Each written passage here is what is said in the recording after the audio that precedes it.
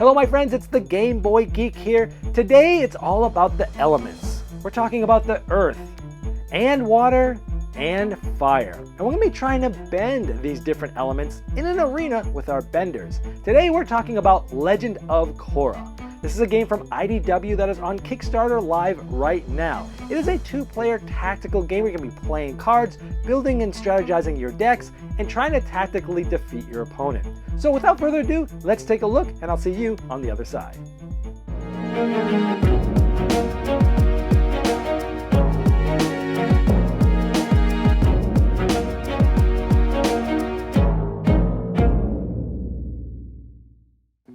At the beginning of the game, you get to pick which team you'll be. For instance, you might be the Wolfbats. And each team has three benders, one of earth, one of water, one of fire. Each of these have different types of cards depending on which team they are, and each team has some cards that have some special abilities for it. Or you might want to be the Fire Ferrets, which again have three benders, earth, water, and fire, but they have different cards than the other team and also have a different special ability. Now here's a close-up of what the benders actually look like that will be on the board. Now keep in mind that everything I show you on this video is all prototype components and artwork, and things can change, they're not final. You'll want to check the Kickstarter page for all the final info.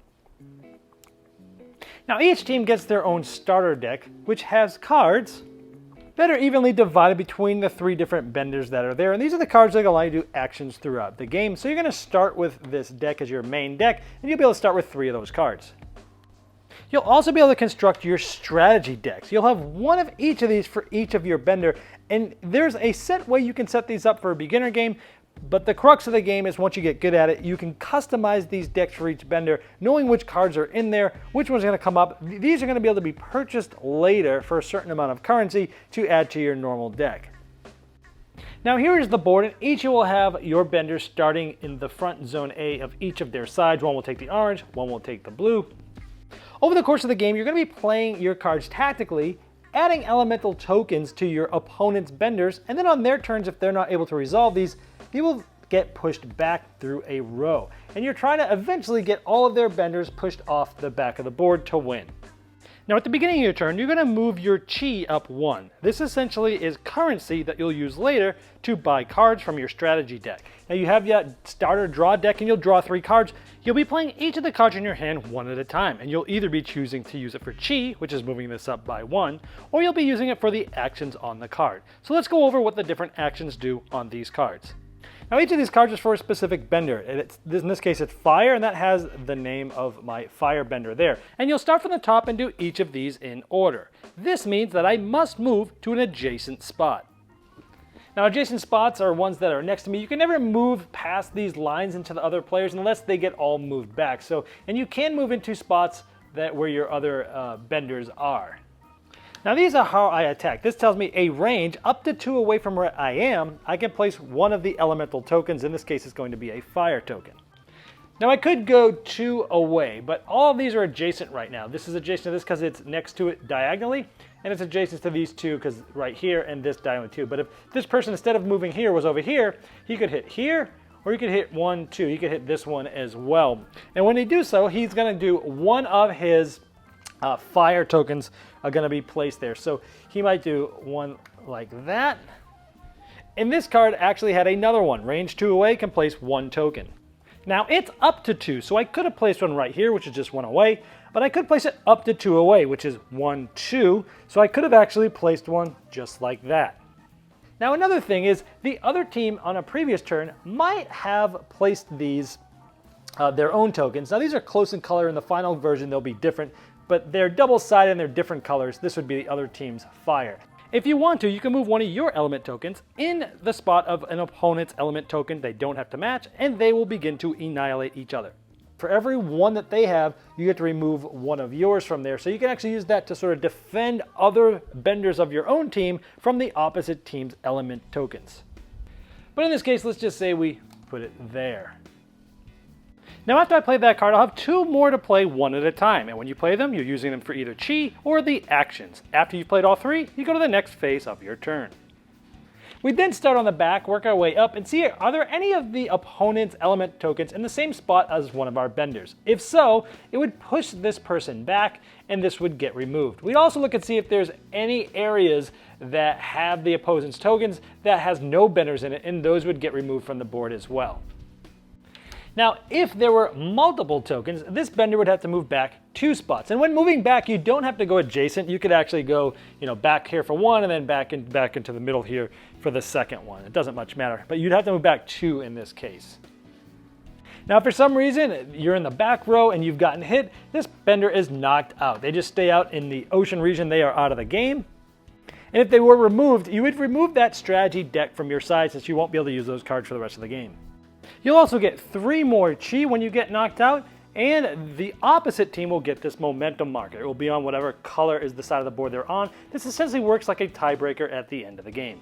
But if at any point all 3 of your benders have been knocked out, you lose the game immediately. Now, if this had happened and we had moved all of our guys back, and there's an empty row here, the other team gets to do a line advancement. All the tokens would get removed, and then these guys would all move up into this lane. And if they want to, they can have more than one bender in a spot. And at the end of your turn, the team that was just moved back will take another turn directly. And the final phase is Get Sharp, where you can spend more chi to buy cards from your strategy row. So here I could have spent that 4. In this case, I could buy one of these 2 because that one costs 2, that one costs 3. Now remember, this guy is actually out of the game. This deck would have been gone, but I'm just going to show you the different cards here. So if we bought this one, you'd take this, you'd put it on the top of your main deck, which means next turn, this is going to be a card that you're going to get. Once you're done buying cards, this next one flips up like that. Now, it didn't necessarily have to be this one. At the end of buying cards, you can put any card up. I might want to put this one up because I don't like this one. When you buy one, if you still have chi left over, you could still buy other cards. So it's a strategy as to which cards do you cover, which ones do you bring out, and there's a lot more strategy here. Next, you'd refill your hand back to 3, remembering the one on the top is the one that you just bought from your strategy row. Now, if you didn't have enough to draw 3 from your main deck, you can get rid of any one card if you want to from your discard pile, then you'd shuffle your discard pile up to draw back up to 3. And then it would be the other player's turn, unless of course that opponent did that line advancement as we showed here, and then you'd get a whole nother set of turns right there. But otherwise it would go to the other player's turn. So let's show you again some of those other cards and what they do in the game. The block allows you to remove a certain amount, in this case 1, of the opponent's element tokens from the board. Now this here is placing 2 tokens from 1 range away, but in addition to those 2 tokens, you can place this hold token. When they move, as a move action, they can't move. They have to use one of their move actions to remove the hold, and then if they have more move actions, they can then move. This yellow fan means that this is a very powerful card. You're kind of breaking the rules of the game, so the referee comes out. Now in the real game, there'll be a die where 1 out of 3 times you might get a yellow fan. If that comes out, well, you put it right on top of that bender. If this player ever gets 2 yellow fans, they're disqualified and that bender has to be removed. In this prototype, we just have cards, but it will be a die in the final game. This team also has a special ability called Daze, and when it's placed, as in here, they would place this Daze token on that opponent's bender there, and then essentially that player has to ignore the first ability or attack icon on their next action, and then they remove this. Now this follow-up allows you to place, in this case, 1 elemental token an adjacent space away from where you did this attack. This one actually has 2 follow-ups. Some of these have 2 where you could actually place 2 tokens in an adjacent space as a follow-up attack. In the advanced game, in addition to setting up your own customized strategy deck, there's also these new cards called trick cards. There's a lot to choose from, and you could either choose 1 for each different bender, or you could make them all the same bender if you want. It's your choice. You can do anything that you like. And on these, after that specific bender has done an action, you can use this card, and they do powerful things.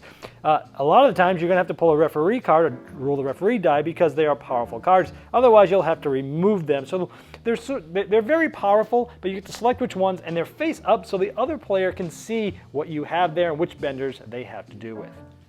And most of the time, you will win or lose the game by knocking back the last of the opponent's benders. However, if all of your strategy deck cards have run out when you're trying to refill it, then the game would end, but only if you roll the referee die and it comes out a yellow fan. If you have at least 1 person in the opponent's place, you'd win. And if neither of you have gotten past the midline, whoever has more benders would win. If it's still tied, then you go to that momentum marker I showed you earlier for the victory. Well, there's The Legend of Korra, and as you can see, yes, very tactical two-player game. But there's still a lot of strategy as well, especially even at the beginning of the game before you start, because you can play with that basic deck that I showed you, or if you like to strategize and build your own decks and customize things to home in on certain strategies or play differently against a certain opponent, you can do so. So if you've ever played any tactical card game where you can build decks like Magic and otherwise, this is going to have that similar feel of building that at the beginning of the game and giving you a strategy. Plus, you can also add some of the more advanced features like those trick cards, which is going to give more layers of depth to the game. If this looks interesting to you, I'm sure the people at IDW would love your support. I've placed a link in the description of this video that will bring you directly to the Kickstarter page where you can see all the latest art and information about the project.